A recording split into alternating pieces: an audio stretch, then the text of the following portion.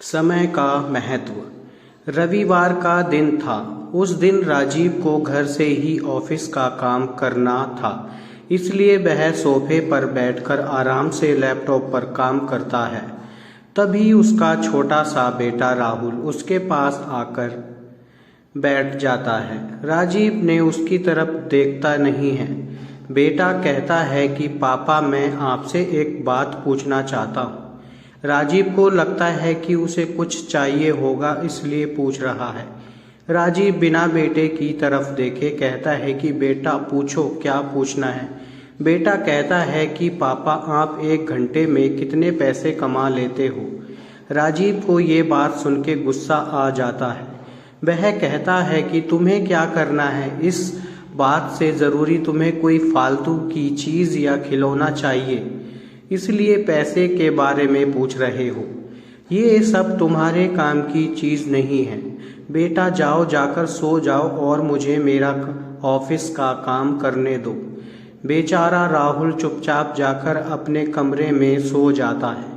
काफ़ी रात हो जाने के बाद जब राजीव अपना काम पूरा करके सोने जाता है तो उसे अपने बेटे राहुल की याद आती है कि उसने कैसे बेचारे को डांट दिया।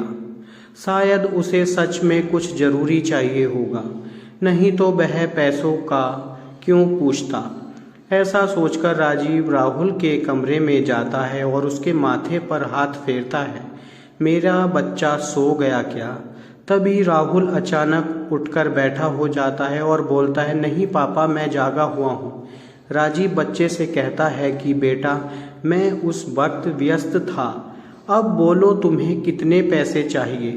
बेटा कहता है कि मुझे पैसे नहीं चाहिए, आप बस मुझे इतना बता दीजिए कि आप 1 घंटे का कितना कमा लेते हैं।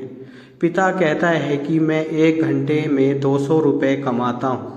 बेटा झट से उठकर अपने गोलक को तोड़कर उसमें से 200 रुपये निकाल लाया और पिता को दिए और बोला, ये लो 200 रुपये, क्या आप अपना 1 घंटा मेरे साथ बिता सकते हैं। ये सुनकर पिता हैरान हो गया। उसे मन ही मन बहुत शर्मिंदगी महसूस हुई। आज से ही उसने अपने मन में ठान ली थी कि वह अपना समय बेटे को भी देगा। उस रात दोनों बाप बेटे ने मिलकर खूब सारी बातें करते हैं। अब राजीव समझ गया था कि परिवार के साथ वक्त बिताना कितना ज़रूरी है। यह कहानी हमें यह सीख देती है कि काम के साथ साथ अपने परिवार को भी टाइम देना ज़रूर है।